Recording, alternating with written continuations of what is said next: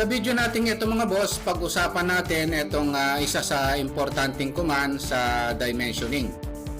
Itong tinatawag na dim edit. Halimbawa mga boss, itong plano natin tapos na.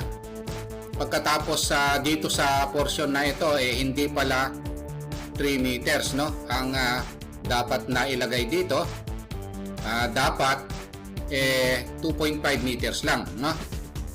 Ngayon kung susundan natin mga boss yung talagang eksaktong sukat ng plano, gagawin natin yung 2.5 meters, marami tayong portion na i-edit dito mga boss no. Ngayon kung dimension lang ang gusto nating palitan, pwede naman mga boss no, meron tayong command na dim edit no. I-type lang natin dim edit. Ito yon. Pwede natin gamitin mga boss itong new.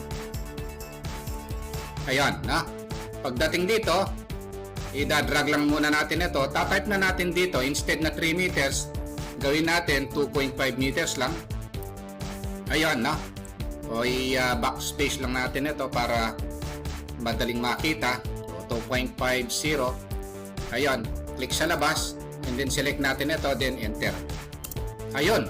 So, naging 2.5 meters na lang mga boss, no? Instead na 3, no? So, halimbawa, i-apply natin yung ibang option dito mga boss. Rectangle. Meron tayong sukat no, na 6 meters by 3 meters. Ayan na. Tapos mag-dimension tayo rito. Linear na lang natin para madaling makita. Ayun.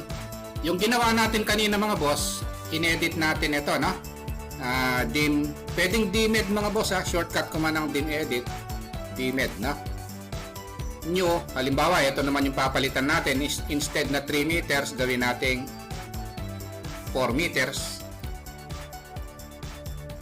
Ayan na 4.00 halimbawa. Backspace lang natin ito para tapos click sa labas, select ito, then enter. Ayun, napalitan siya, no? Ngayon, aside from new, merong option yan na dimmed. Enter. Aside from new, meron siyang rotate. Pwede nating i-rotate mga boss itong mga text na ito. Halimbawa, i-rotate natin ng 45 degrees, no? Then enter, select ito. Pwede rin ito. Then enter.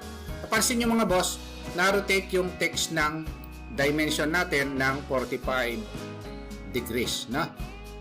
Ayan yan yung rotate, no? Dimmed, home, select natin ito.